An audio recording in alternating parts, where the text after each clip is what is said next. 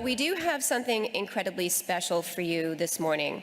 Unfortunately, it does represent a slight change in the program. On a dû changer des choses parce qu'il y a We had to make a few changes because there's a young man who couldn't be here today with us. full young man by the name of Abdulahalnaser, Dhurgham Naser, and he is Iraqi. And he's going to be speaking to us about the effects of armed conflict on the mental health of adolescents.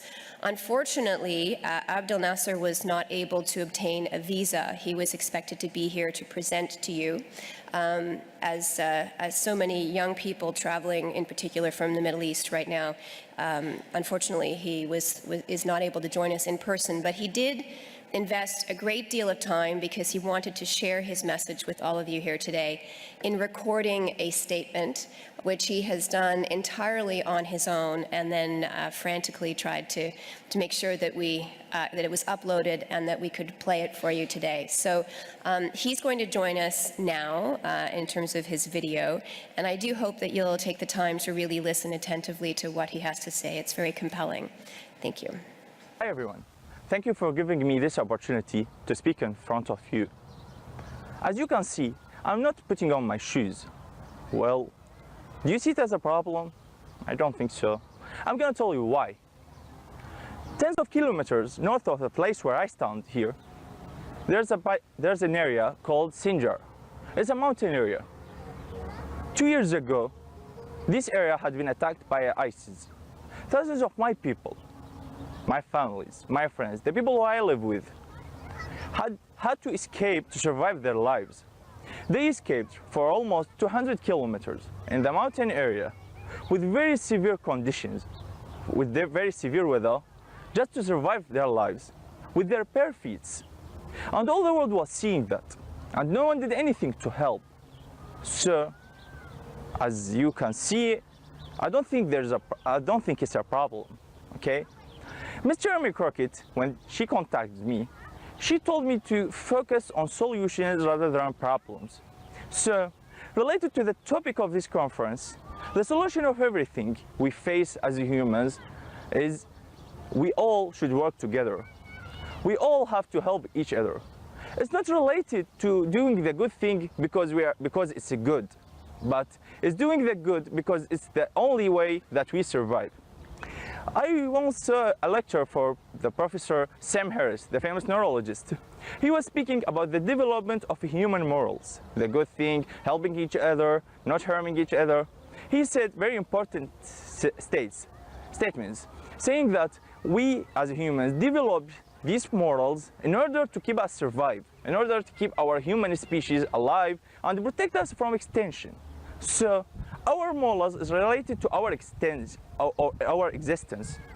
That's why I'm telling you it's all our responsibility to help each other. So, standing with the people of Sinjar, you are seeing me now without my shoes. I would like to thank Chairman Crockett, Alison, Cindy, and the staff of the Global Adolescent Health Conference and Canadian Partnership for Women and Child Health for the efforts of helping me to speak in front of you today. Actually, as you can see, majority of speakers here are either professors or international experts or working with international organizations. Actually, me not. I'm just a normal young person from Iraq, Baghdad, a dental student. Actually, the only thing I have is a story of suffering, a story of despair. It's actually the story of my people, my country, which I will take you to the past of it, but actually not so deep. I will depend on Lancet Commission, our future report, which states that adolescent is nearly the age or the period between 8 to 12 years to 18. So I will take you to that stage of my life as an adolescent person, grow up in Iraq, in the middle of a conflict zone. But before that, I will tell you where am I now. I'm in Zawra Park. It's the central park of Baghdad. This place has a sentimental value for all Iraqi people.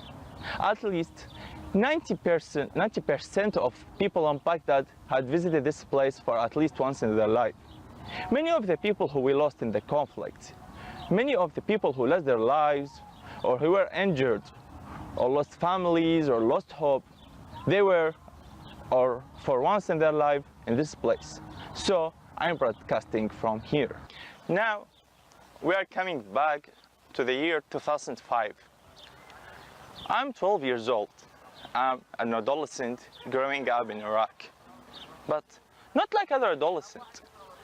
In that years, I wasn't thinking about my life, my dreams, my hopes. Actually, the only thing I was thinking about is staying alive. Yes, this is not a Hollywood-style movie. It's not an action movie. It's the normal life of Iraqi adolescents. Our best hope is staying alive. Our best worry is not seeing my family, my father, brothers, friends dead in explosions or terrorist attacks. The only hope what I had in that age is staying alive. It's not like being worried about the future.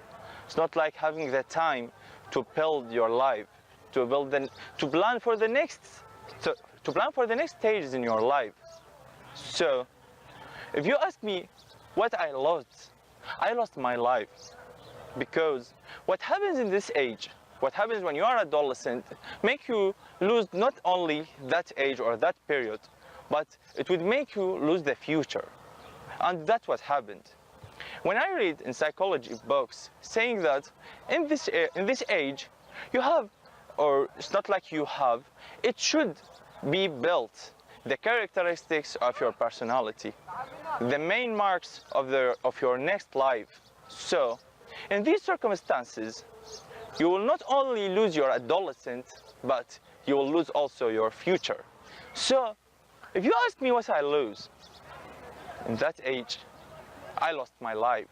The major problem that is related to the conflict is not the direct effect, or what happens directly as a result of that conflict. It's about long-term effects of the conflict.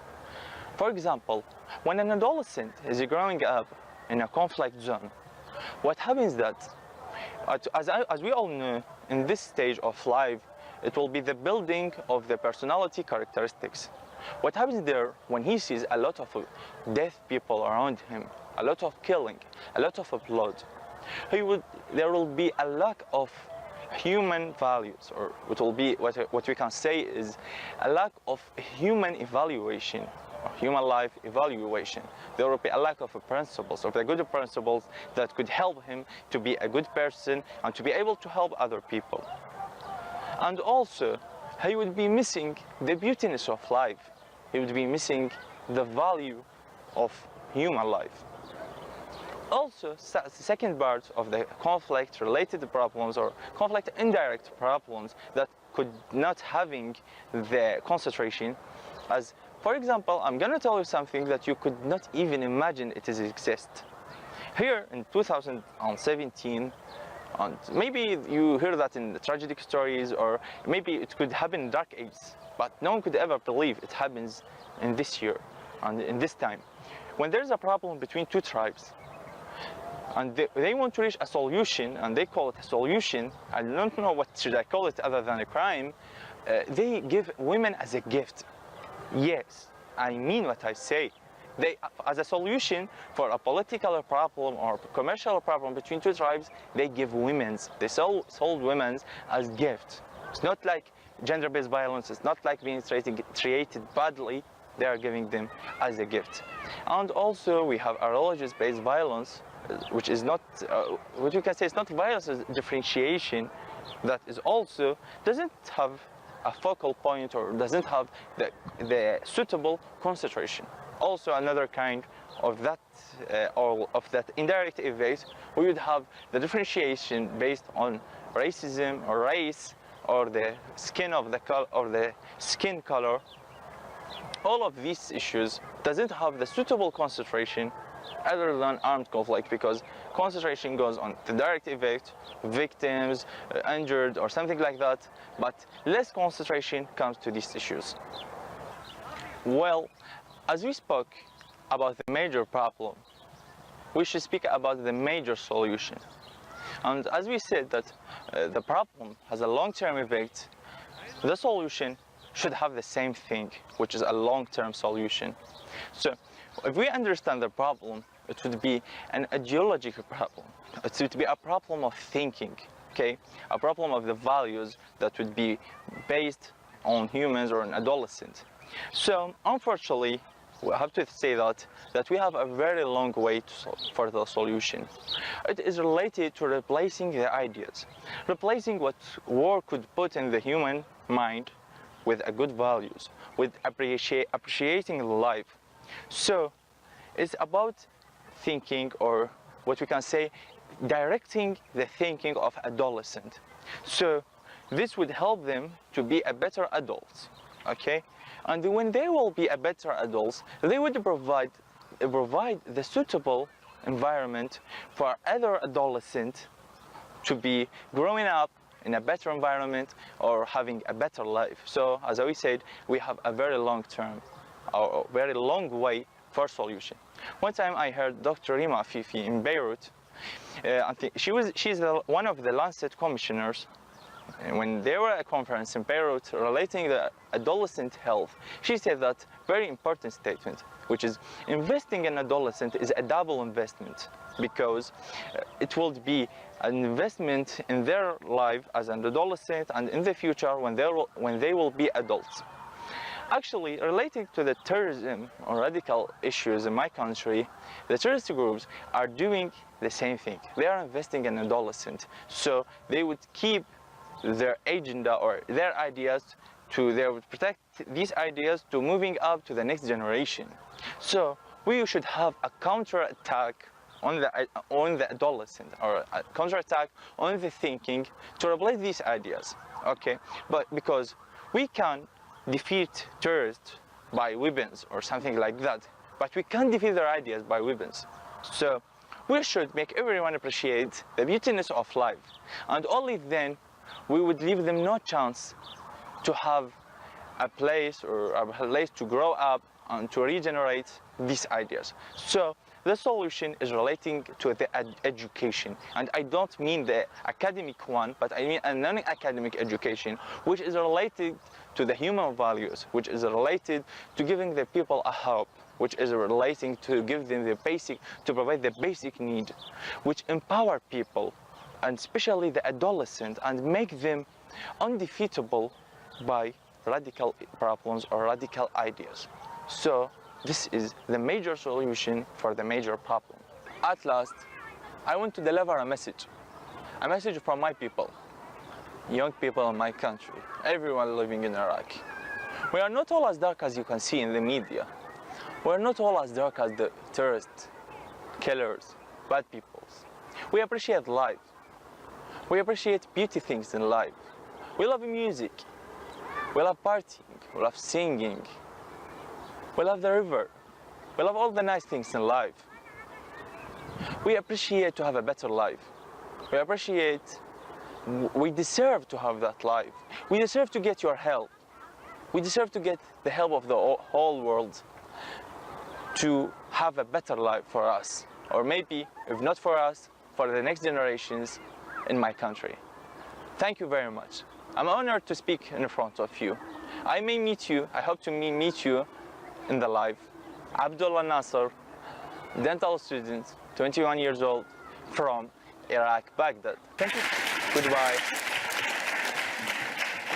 Abdulahalnaser, if you are watching from the on the webcast this morning, which I guess would be afternoon or early evening in Baghdad, I think I speak for the entire room in saying how much you have greatly moved and inspired us today.